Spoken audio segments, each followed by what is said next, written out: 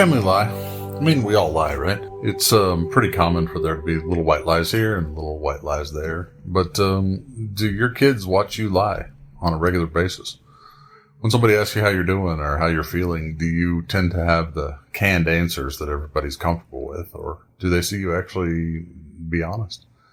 Oddly enough, kids are starting to get, in most cases, to the age when this becomes an issue, when they can ask a question and expect an honest answer.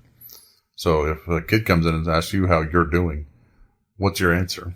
Because what we tend to teach is that we don't want to burden people with our problems, or we don't want to inconvenience people with difficult information, or we don't want to make matters worse for the other person. And so we teach kids that it's okay to lie if you're trying to save the other person from whatever you're going to have to tell them. And that's all fine and good as adults. But as kids, we start saying, oh, well, if I don't want to upset people, I can lie. So my parents are going to be really upset about the fact that I got in trouble at school today, or they're going to be really upset about this grade I got in this class. And so those become the little lies we tell. And so we don't often think, hey, if I teach them to lie about things so it doesn't hurt other people, then that pretty quickly transitions to, well, what they don't know won't hurt them. So kids become more secretive, and they become more compartmentalized in their thought process, and they become more prone to having secrets that are completely hidden away from parents or from other family members. And that can become a pretty destructive trend if left unchecked. And so as parents, we have to say, this starts with me, this starts at home. I'm going to start teaching my children how important honesty is by always being honest with them.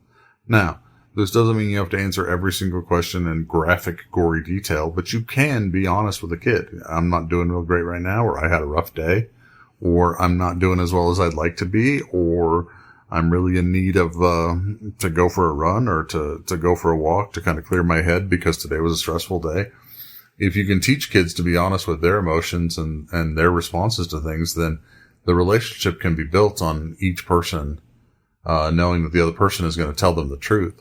There's nothing worse when you're in a relationship with somebody, a close relationship with somebody, whether it's a parent or a friendship or children, and you feel like you need to ask what's wrong all the time, and you feel like the answer that you get to what's wrong is not going to be actually accurate. That's a pretty dysfunctional relationship, and it's really not necessary to have a relationship built that way with our children if we just start off by saying, I'm going to be honest with them whenever possible. How often do we have a rough day? And it's just a matter of saying, you know what? I'm having a rough day. I'm trying to get myself collected so that it doesn't impact you or anybody else. And so I'm struggling a little bit right now. That little admission of weakness can really go a long way to helping kids understand when they're having a little bit of weakness. They don't need to try to fake it and be strong for everybody else.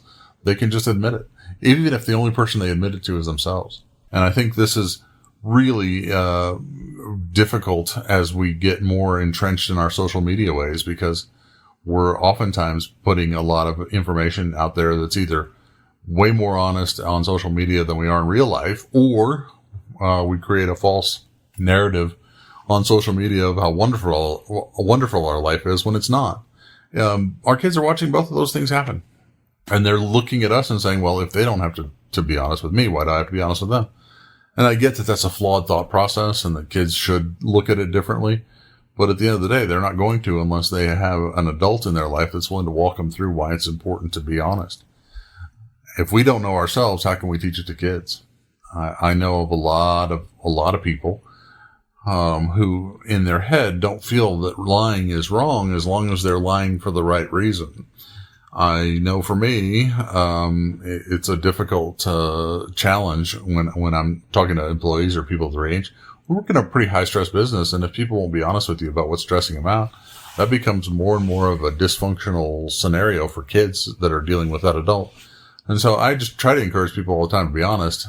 Now, on the flip side of the request to be honest, there also has to be an agreement to not be a jerk or insensitive or just a complete buffoon when a kid is honest. If you're going to lose your crap anyway, why would they go through the trouble of going into the difficult waters of being honest? And a lot of times as parents, the first time a kid gets real honest with us, whether they're talking about struggling with school or struggling with a peer or not wanting to go to school, instead of saying, you know what, I've been there, I completely understand, I am going to be patient, and I'm going to help them understand that this isn't the end of the world.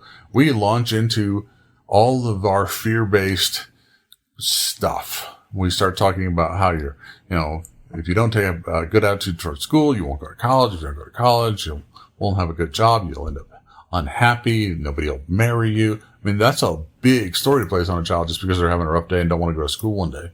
We don't have to do it that way. We can, as parents, learn how to respond to the truth better than we would if we didn't practice. I am not that great at responding to the truth when it comes to things that are difficult safety-wise for my kids when they did dumb stuff, and they're telling me later. I've learned to get better at it, but this is something that is really difficult. My kid's mother will sometimes start freaking out about all the bad things that could have happened, even if the story was from 2 years ago. And that's okay. We just all have to work on getting better at it, and we don't need to have those massive reactions. If kids are going to be honest with us, we need to be able to react well, and we need to be the ones that showed them how to do it in the first place. You can create healthy people that have healthy reactions and healthy views on honesty if you will do all of those things listed. If you will check yourself when they're telling you something, if you will try to be honest with them, even if it seems like it's a little bitty thing, those are all ways that we can make great adults. And if you're parenting for today, that's probably not helpful. We should be parenting for 10, 20, 30 years down the road when that child's going to be an adult and they're going to be raising our grandkids. And so as someone who works a lot with kids who have been raised by people who did everything in their power to teach them that the acceptable lies are acceptable for adults and not for kids, I can tell you this is a really hard one for kids to unlearn.